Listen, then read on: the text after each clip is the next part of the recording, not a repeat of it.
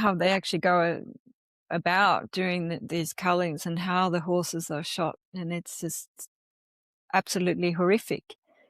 And the government body for animal welfare in Australia, RSPCA, are just saying that it's humanely done when it's evidence of horses being shot in the gut area 10 times, pregnant mares, newborn foals. They've also done it during foaling season. Anything you see in the media is against the horses, and they will publish photos that are completely out of context of horses near, a water area that was not necessarily trampled by horses. There's deers, there's pigs. In saying that, there also hasn't been enough coverage about what's actually going on, and that's a big problem, because I think one of the most common messages I get from people, comments, is that they had no idea. Or people from overseas who have family here and saying, yeah, I spoke to my family, they've got no clue what's going on. There's no supervision, nothing. They were not supposed to also shoot into tree and bush areas.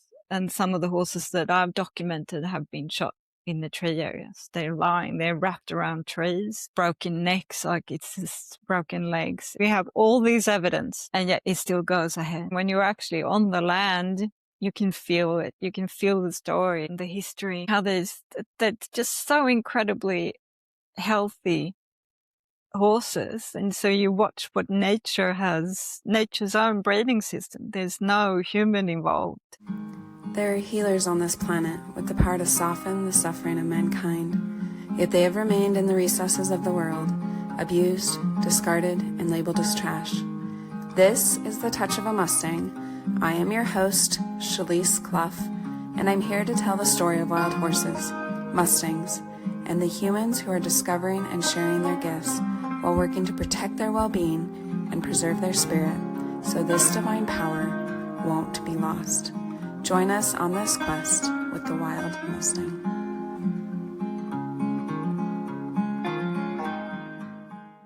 Tell us a little bit about what exactly it is that you do with the wild horses in Australia. So I've been photographing them since 2021, late 2021. And I've been documenting them, observing them, camping with them. And yeah, by photographing and telling the stories of what I see, I hope to, reach more people and spread awareness of what's going on with them.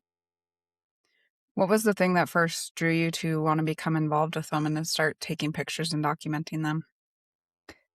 So I lived in Sydney, which is the bigger city in Australia. So I lived far away from them. So I would see them occasionally in newspapers, because it's been a pretty big political issue for many years. So I would see, articles about them and all that. And I grew up horse riding, so I always loved horses. So it was in the back of my mind to see them one day. And then I moved to the area where they were, but still quite a few hours drive away. And then we had the bushfires in 2020. Yeah, 2020. And I went to document some of because I work as a photographer, and I went to document some of the aftermath of the bushfires. And I went to the area where they were, and that was the first time I met them. And that started something. And then life took me to other places in Australia, and then eventually I came back. And I also went up, that was around 2019, 2020. I rented a cottage on a farm where there was a lone horse that I made friends with. And it turns out she was a Brumby. So she had been adopted. She'd been caught in a trap and adopted by the family. And she'd been trained as a cattle horse. And they bought her for the daughter in the family, who were riding her for a little bit. And then I think she became a teenager and lost interest in her. So she was just in a paddock. So yeah, I made friends with her, and they offered me I could ride her and just look after her and do that. So, which I didn't do. I just did groundwork with her and a bit of liberty work. But it was just the introduction to the Brumby. Yeah. So tell us a little bit more about, so the Brumbies are the wild horses in Australia. Tell us a little bit more about their situation and how they are managed in Australia. Yeah, so I focus on, there's Brumbies all over Australia, actually, in different parts. I focus on the one in the snowy mountains of Australia. And they are, they've been there for close to 200 years. They came with the first settlers, and they've got a pretty long history there in the mountains. And they used to be managed by the local cattlemen who had like long leases on the land where they are. So they used to actually be cattle there. And then eventually, I think it was in the 70s, it was turned into a national park. So the land became managed by government agency. And they have a wild horse management team, and there was supposed to be a plan for that, but they basically didn't really manage them at all. While as the mountain people before that, they had ways of managing them, as in herding them in, taking some of them to train and rehome. And that was all stopped around that time when it became a national park. And then they've done different things like trapping to maintain numbers, but nothing, not many big numbers. Unfortunately as well, like, and there wasn't really a lot of surveillance going on what's been happening to them. I think from what I've been told, a lot of them were trapped and sent to the slaughterhouse straight away. So there's a lot of horses we just don't know what happened to them. And then now at the moment, the government is doing, in 2023, they started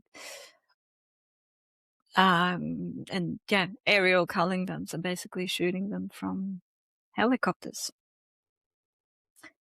And that has been, it's been a government inquiry into this. It's been so many experts giving evidence into the absolute, barbaric cruelty of how it's been done, and to no avail. Everything's been suppressed and ignored. Yeah, I think we had big hopes for this government inquiry where so many experts gave evidence, and it was just completely suppressed and ignored. So this is where we're at now, and there's a wild horse management plan that 3,000 Brumbies are allowed to be in certain zones, and they are, completely ignoring that. It's just the latest count that was done this spring in, I think it was October 2025, hasn't even been released yet. And now they're saying they're going to start shooting again in beginning of June. And so there's no record necessarily of how many wild horses there are even in the area that they're permitted to be in?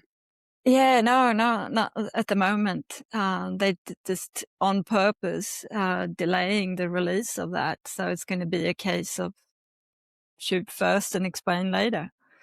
The people on the ground, we know there's, maybe I would say about 500 horses left, 600, and there's supposed to be 3,000 allowed. There's some area, it's a huge, huge area. It's a massive park, so it's difficult to explain to people who haven't been here. So it's some areas I haven't been to. But I've spoken to people who've been horse riding there, and they say there's nothing there. There's no horses.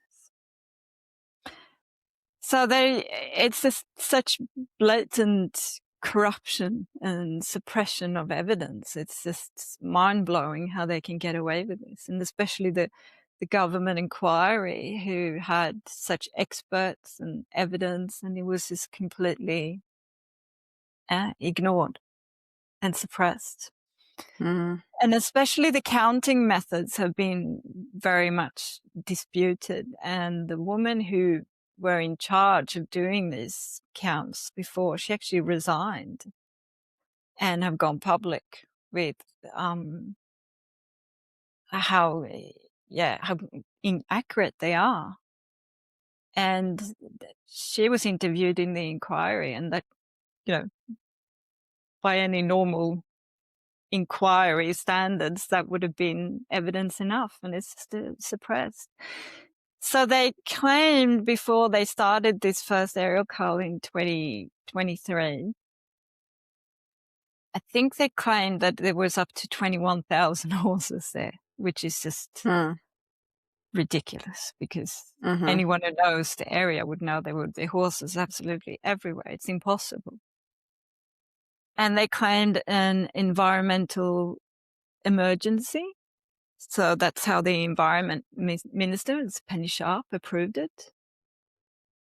And now they claim that during this, from the start of 2023 to 2024, they've shot up to 6,000 horses. And that's also just leaves a big gap in that number. If there's over 21,000 horses, they've shot 6,000. Well, where's the rest of all those horses? And it's empty. Yeah. They're not there. And then there's also the fact that these are the numbers that they've been given us, and that during these culls, they're supposed to be, flight path is to be recorded, bullets are supposed to be counted, and all these data. And it's been, it's not public yet. People are trying to get a hold of that data, and it's not made public yet. So it's another reason to be suppressed. So, me and many other people are on the ground who's been seeing the aftermath of this and documented everything. There's no way they shot 6,000 horses. There's only I think 500 that's been documented, found. So where are the rest? So nothing adds up, absolutely nothing. And it still goes ahead. What appears to be the motivation for the government to do this and to allow it to continue to happen? And in Australia, do the wild horses have any protections? Yes, so there's been the wild horse legislation that came through in 2018, and with that came the wild horse management plan, where there were certain areas and zones where they're allowed to be. And by 2027, 3,000 horses are to be retained in those zones. And this legislation has now been repealed, but it's still in effect until mid-2027, and so is the wild horse management plan. So anything that takes place before that is, basically unlawful. And it's getting to a point where, there's been petitions, it's been legal actions, it's been this government inquiry, and everything is just, beyond corruption. That's what the politicians who have been involved with this is talking about that as well. It's just mind-blowing suppression of evidence that's just crystal clear, and it's just completely ignored and pushed to the side. And some politicians who've been very much against the cull completely all of a sudden changing their minds. So, what's the reason? There's a few different reasons. I think it's just a very big political issue that stems back. People call it political theatre, which is probably a good word for what's going on. And it's also just dogmatic environmental groups who it's just been steadfast on removing them. It's been a lot of disputes how the land should be managed between the old locals and the new national parks, and there's no communication between these groups. The locals have been trying to come to, with the management plan of the horses to work with national parks, and there's just been no middle ground or communication, nothing. It's been people who've done extensive management plans of how the horses could be humanely managed, and everything's just been completely ignored. They've just gone pretty much straight for the aerial culling instead of all these other options.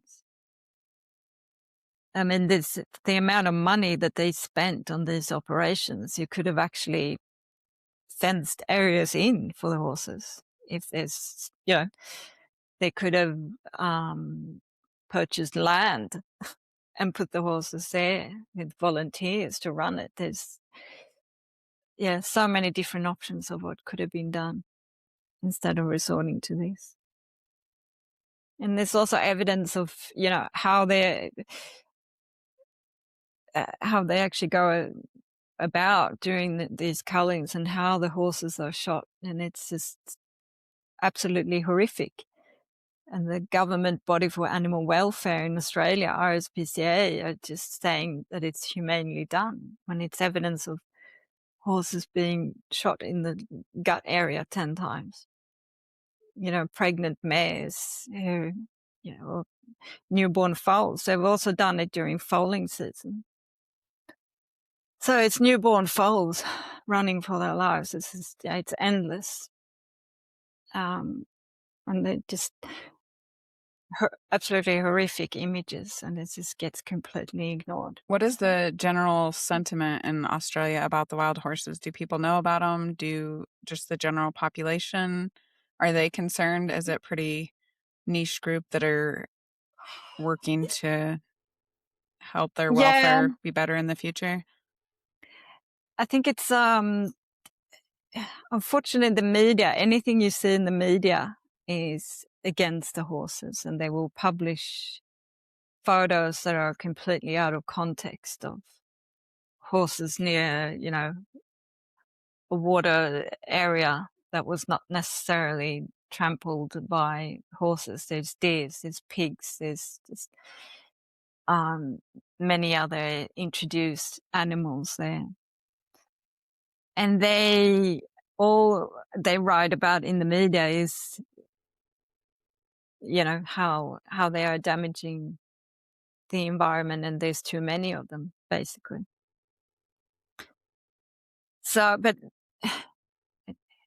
in saying that, there also hasn't been enough coverage about what's actually going on, and that's a big problem, because I think one of the most common messages I get from people, comments, is that they had no idea, or people from overseas who have family here and saying, I spoke to my family, they've got no clue what's going on. So I think if there was a little bit more neutral media coverage informing people what's going on, then that would open up to a discussion, and I'd think more people would be very much opposed to it. Back in the 90s, there was in another national park, a different area, they had an aerial cull, and it's called the Guy Fawkes Massacre, where they shot hundreds of Brumbies from helicopters in a very it was absolutely horrific. Locals would find horses with gunshot wounds days later, walking around half dead. Like, it was just horrific. And that led to a government inquiry who said this can never happen again. And the Australian people were outraged, It was just, and it was everywhere in the media. And for some reason that has not happened this time. It's just been completely suppressed. And it's the same thing happening. And also in the fact that they close off all the areas. Last year, on 2024, they closed off an area for 6 months. Nobody was allowed to go in there into the national park and document anything. We have no idea There's no one there, no vet, nothing supervising that this is done ethically, that there's no, that some areas they can't even land the helicopters. There's no supervision, nothing. And they were not supposed to also shoot into tree and bush areas. And some of the horses that I've documented have been shot in the tree areas. They're lying there wrapped around trees, broken necks, like it's just broken legs. It's just horrific. So we have all this evidence, and yet it still goes ahead. There's one petition, I think, has got 300,000 signatures, and it's been handed to the minister, and it's just completely ignored. In Australia, do they have programs? You said before that they did used to gather them. Do they do any of that anymore, where they gather them, adopt them out, anything like they have in the United States? Yes, so we have, they trap them, and they have a rehoming program. So people can apply for that to become a rehomer. And then they, get adopted out. And there's a few smaller sanctuaries as well. We don't have a big one like Skydog. There's more smaller ones. But that's more of a new, I think since the aerial cullings has started, that's become more popular, and people try, to save them and adopt them. So, back in 10 years ago, I think a lot of them were just sent straight to slaughter. We don't know what happened to them. But now there's so few left that we, both the advocates and the people who document them and everything, we know when one is missing. So I think it'd be more difficult to do that at the moment, to send them straight to slaughter. But yeah, we'll see what happens now in the coming months. Yeah, what was the change that led them to cull some of them versus trapping them and rehoming them? So they claimed that there were too many. So they said the numbers were up in 21,000. And they claimed that it was more humane to shoot them in the park than trapping them and moving them to a slaughterhouse, because there were too many to be adopted out and saved.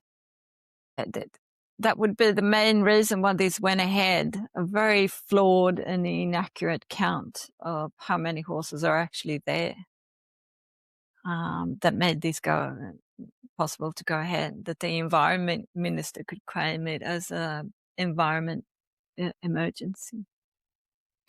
So there's very much a growing interest, which is great for adopting a Brumby and either having them as a riding horse or, for a sanctuary.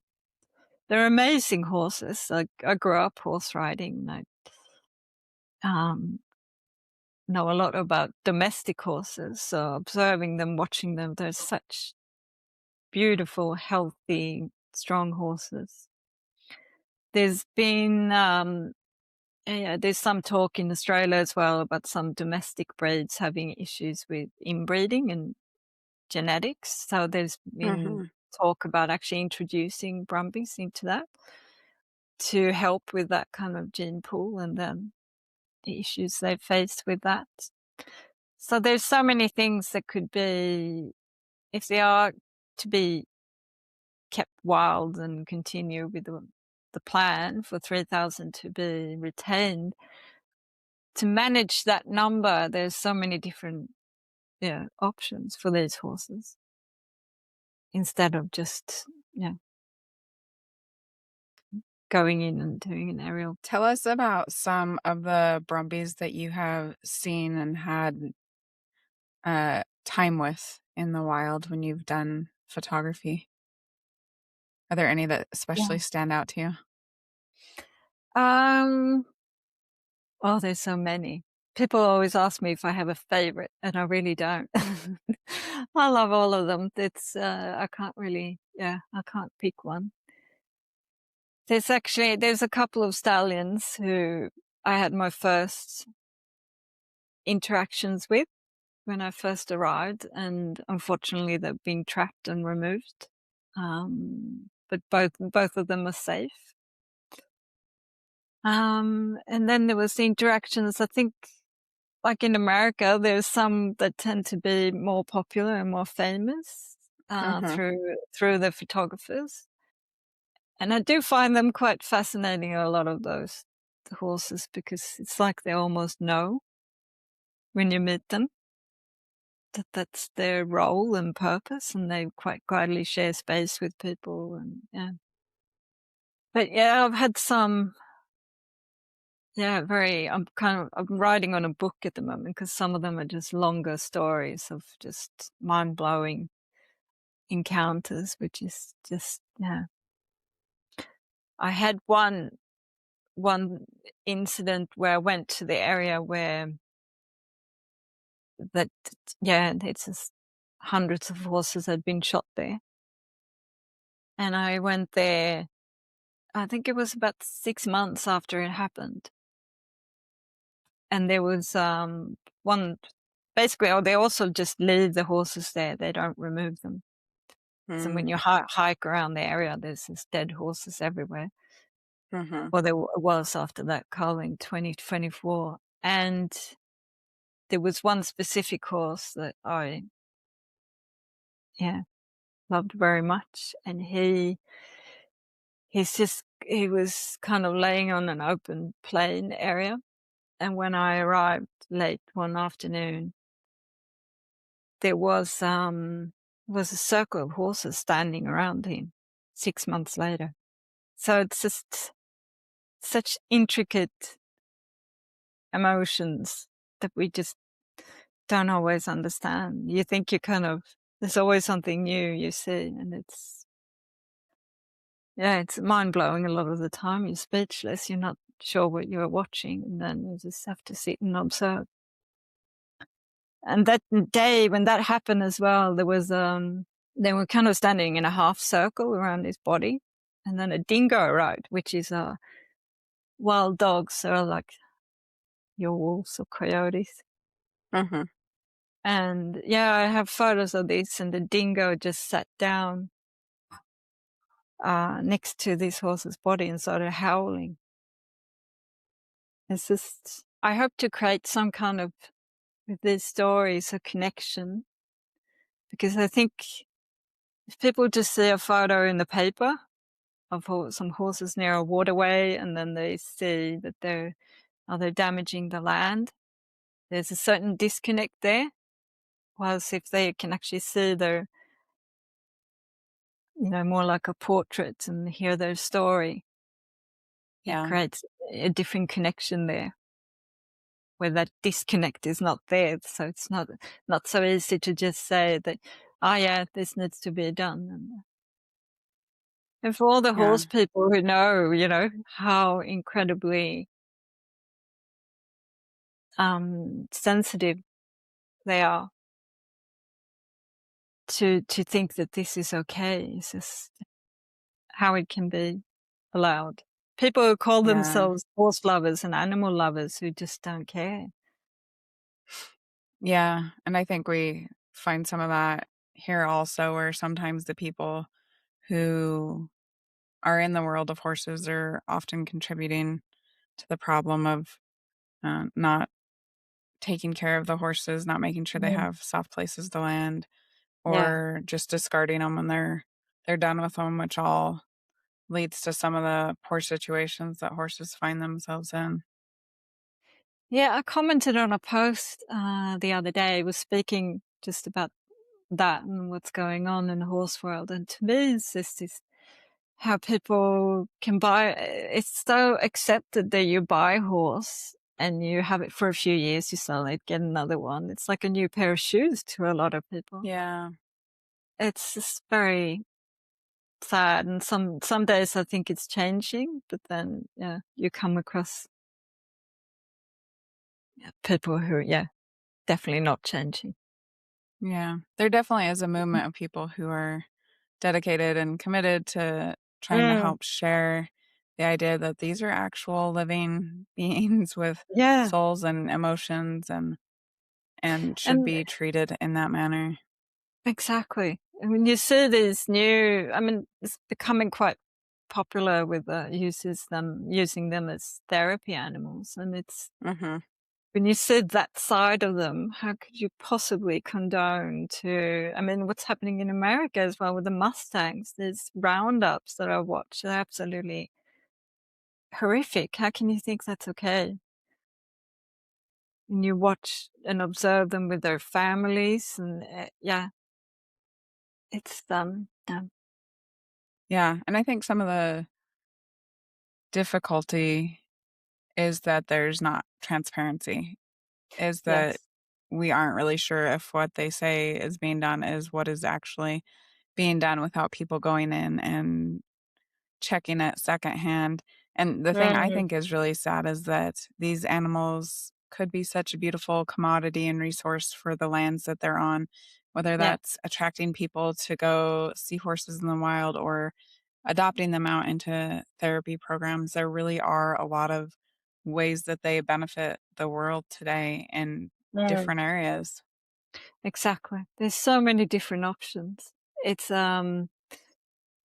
yeah, they've actually, the Brumbies have also, there's a few people who have started therapy programs with Brumbies, about to be up and running.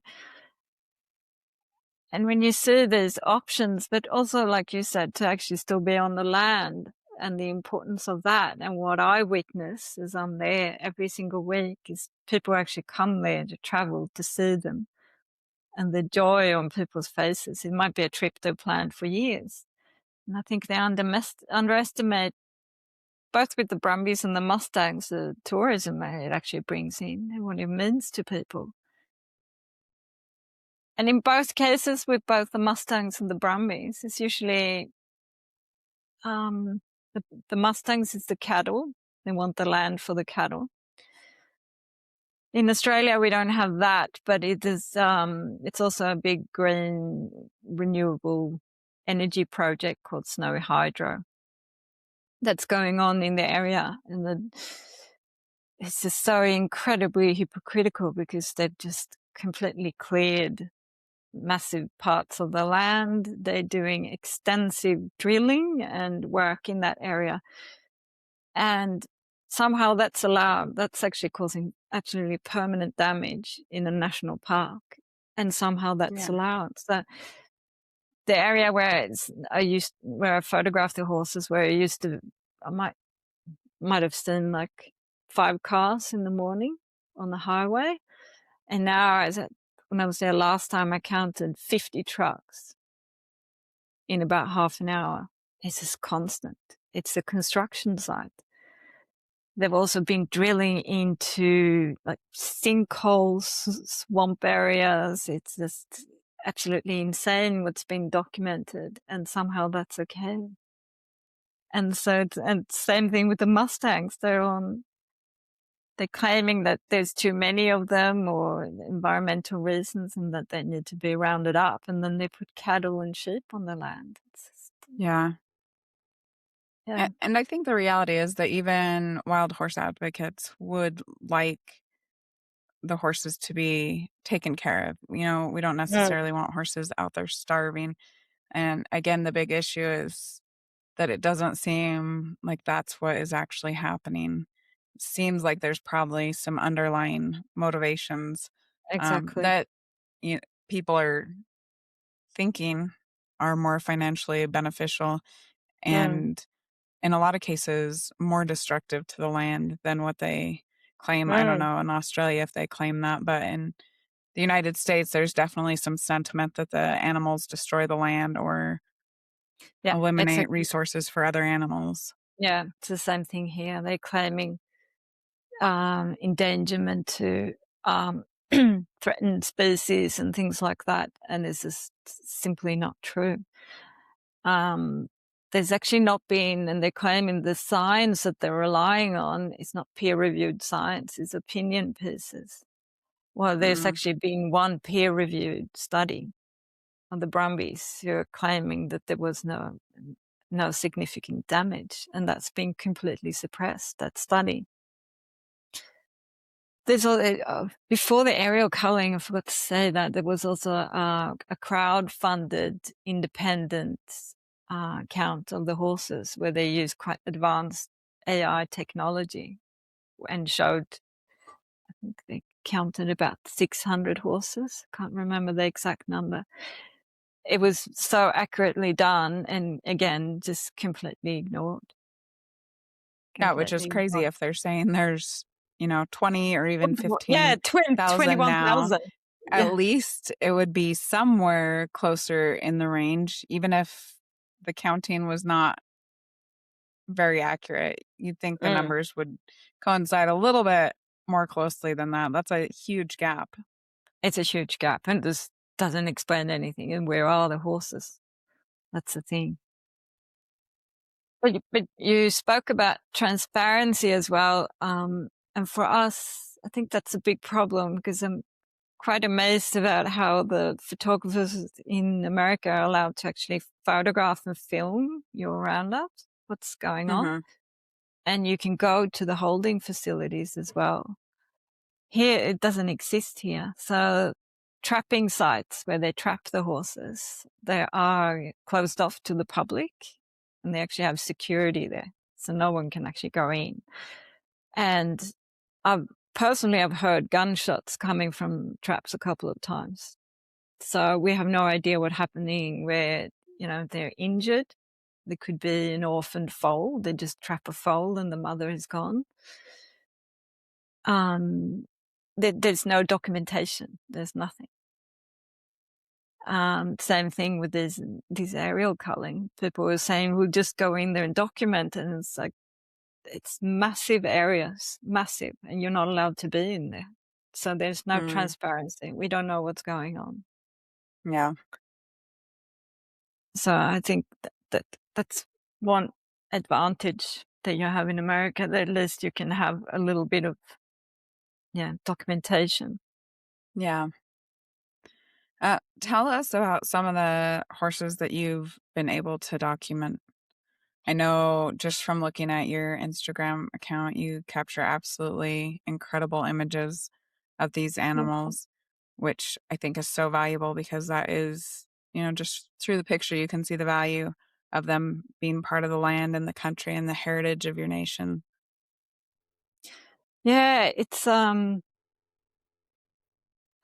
it's such a long story, and when you're actually on the land, you can feel it. You can feel the story. It's and the history, and it's just watching how they're just so incredibly healthy horses, and so you watch what nature has, nature's own breeding system. There's no human involved. And that now also that to me is just absolutely amazing to observe.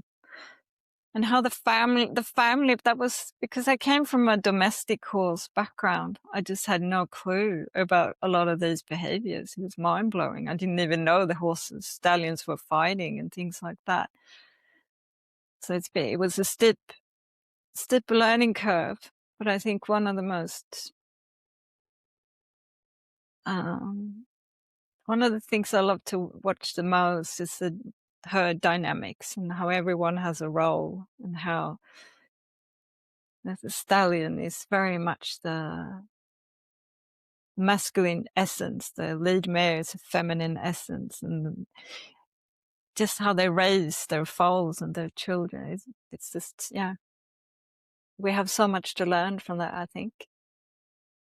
The order and the love they feel for each other. It is very incredible to observe just the wisdom with which they move through the world in their little sphere. It's wisdom, and it's just how you watch how for example, I watched a band stallion the other day, and how he was playing with his two colts, but he's teaching them how to fight. And one of them got a little bit out of hand, and how he reprimanded him, and then he got a little bit out of hand with one of the the mares from another herd were approaching, and then he reprimanded him, and it's just such, clear boundaries and clear family structures. And when that's intact, it's just such harmony and balance. It's just, you become in balance yourself just by watching it. That's one of the things that unfortunately also have happened now with this trappings and the aerial cullings, is that in some ways it's very much unnatural what's going on, because where there used to be big bands, big herds, there's just what's left is very scattered small herds.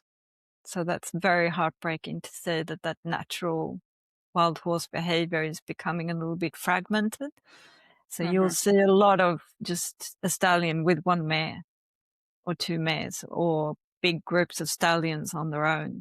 A lot of the trapping, they've actually been focusing on removing the mares to reduce the repopulation. So there's very much an abundance of stallions and colts.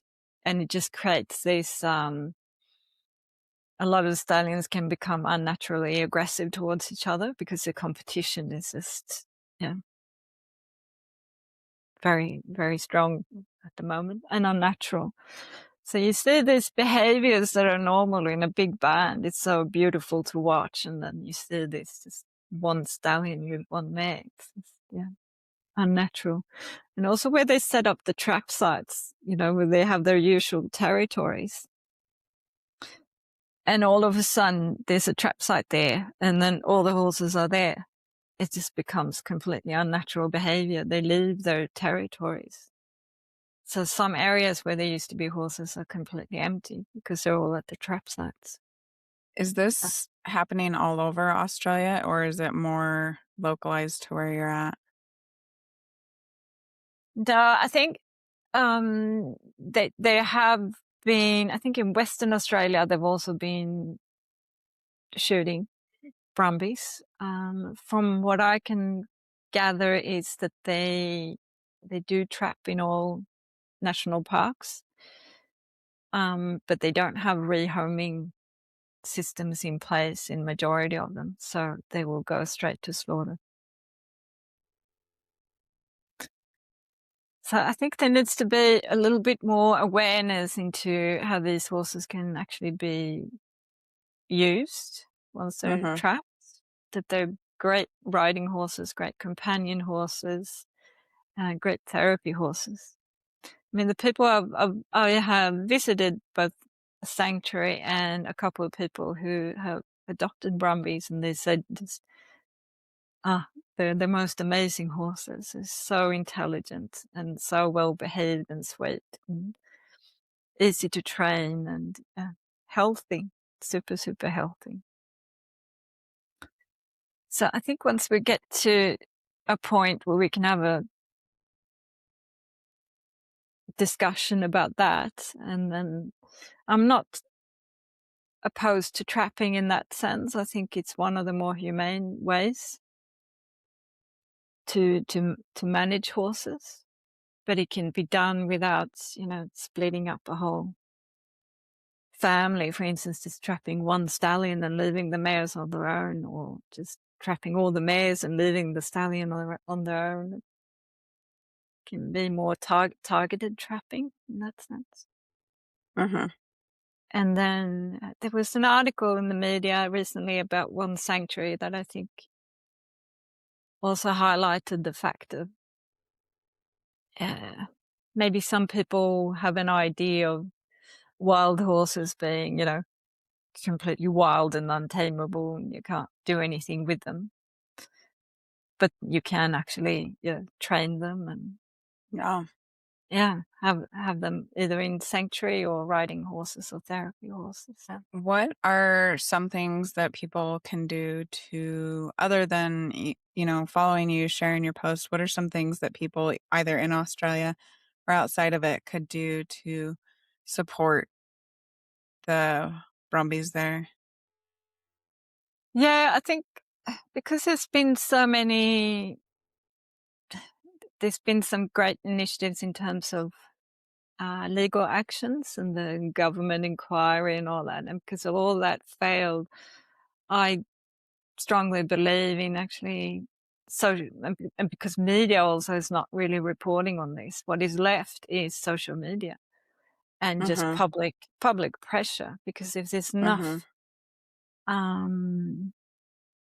talk and pressure online, that actually goes back to the politicians these days. And the social media accounts are very much supervised. So sharing, commenting, it's still worthwhile contacting your local politicians. It's it has, though, been documented that some people I know have sent emails and letters and they've gone with red receipts and it comes back as deleted before read. Same thing with letters. There's just not really any way of documented that they've actually, read it and it's been taken into account. So I think a lot of the older ways of, in Australia anyway, in, contacting politicians and all that, what used to work is not necessarily working anymore. It's just going a little bit too, corrupt in that sense. So the social media commenting, sharing, opening up a discussion about it, going to these politicians, pages and commenting and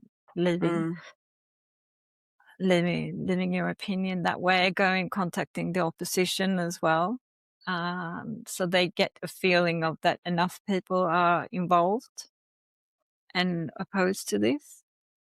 For international people, it's still important to get the attention in terms of sharing, because I think international pressure has proved very much important as well. In that sense, in tourism, they can contact their local embassies and the local Australian embassies as well.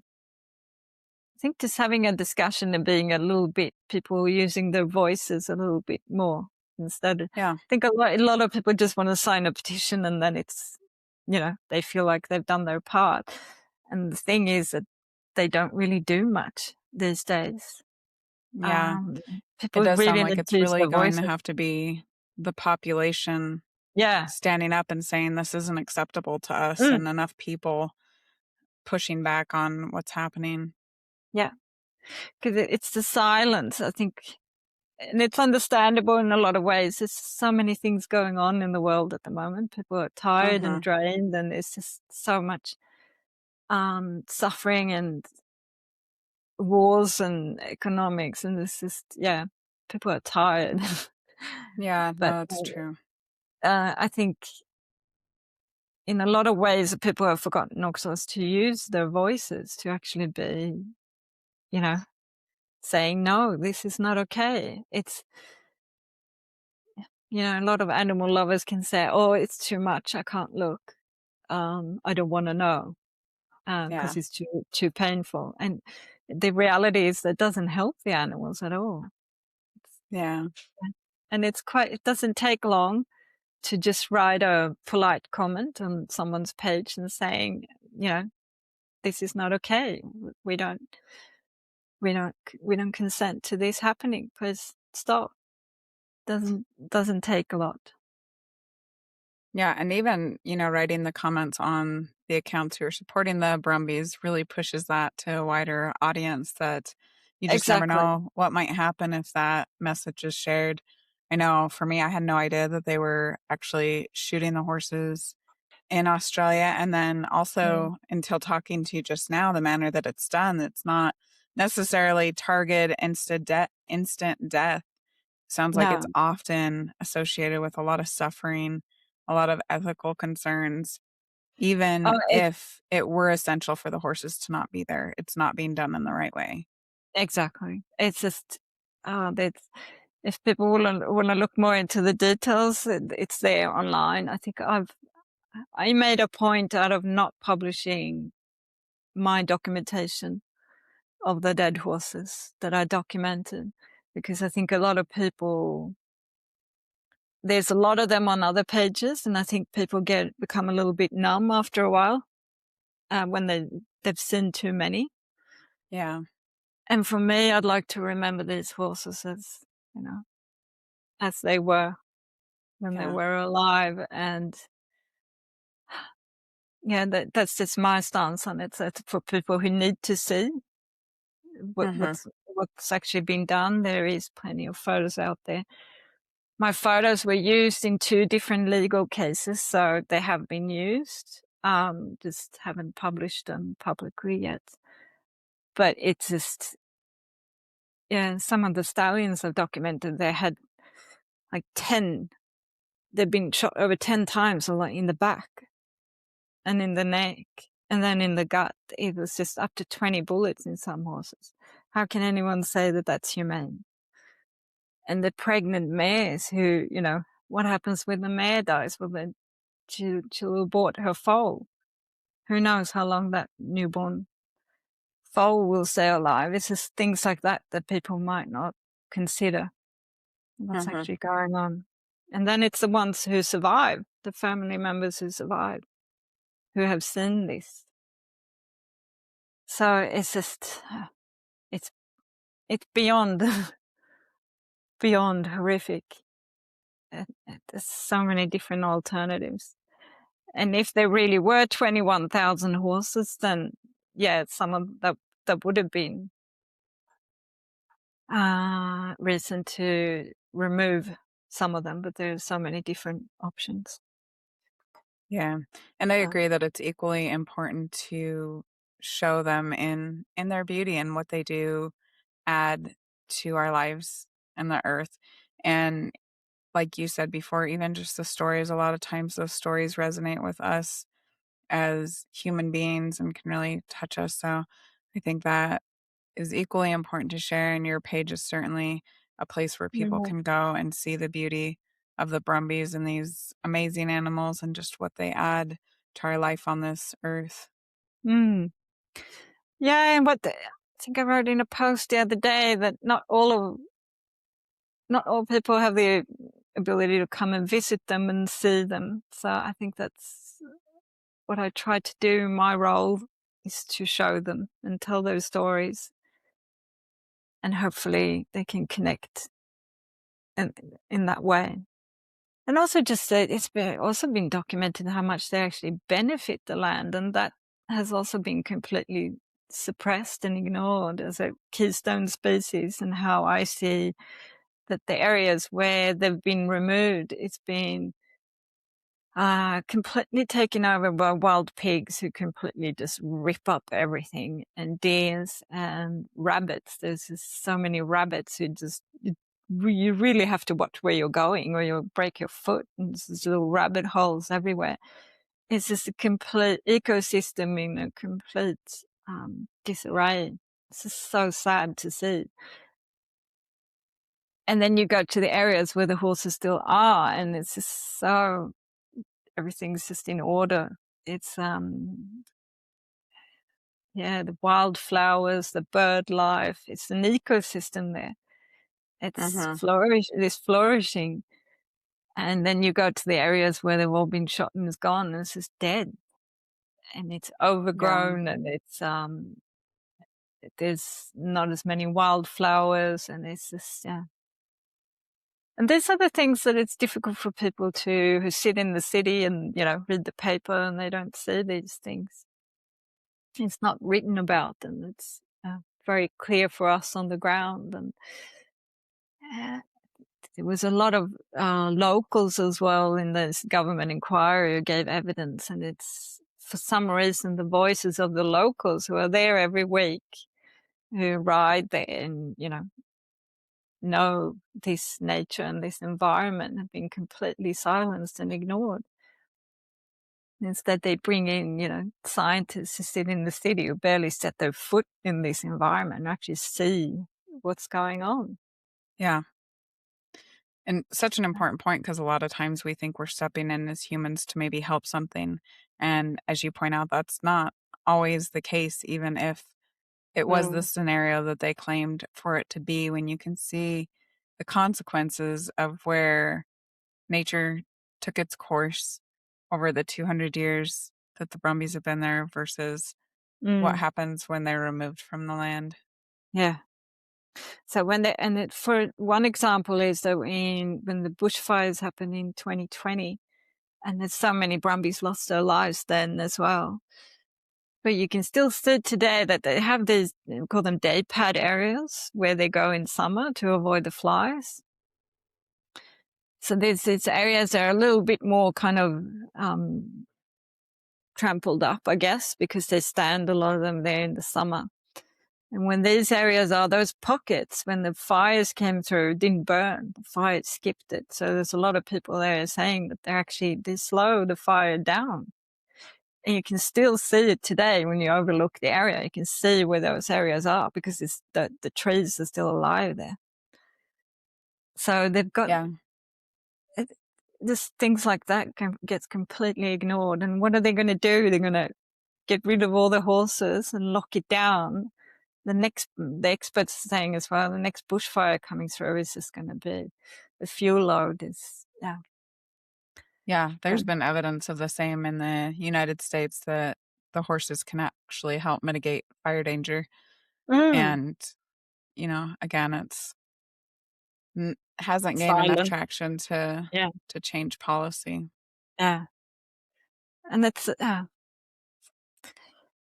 things like it's just, I just want to open up a discussion where all sides can be heard in a polite manner, because I also think in a lot of ways there's been a lot of people are very passionate and there can be a lot of aggression. It needs to be a kind of calm manner in where you discuss things. Yeah. But when that becomes problematic is that one side is not even heard and ignored. Well, tell everybody where they can find you, how they can connect with you and support you. So I'm on Instagram only. The page is called Brumby Strong. And they can, read the stories of the Brumbies there. I've got to find some information as well about what's going on. They have a new closure of the park had been announced recently on the 9th of June for 4 weeks. And we still don't know what's going to happen yet, because they refuse to say if they are going to target the Brumbies or not. But it sounds like it's likely they will try. And that's why you need people to get a little bit more loud and get involved and say no this time. Yeah, absolutely. Everything to show that they're valued and people care about what's happening to them makes a big difference. Also, just the discussion also to keep them wild on the land, because it's the same as with the mustangs. So once they're gone, they're gone. Yeah. So it's as much as they can be valued and used as domestic horses, is also just a fight to actually still keep them on the land.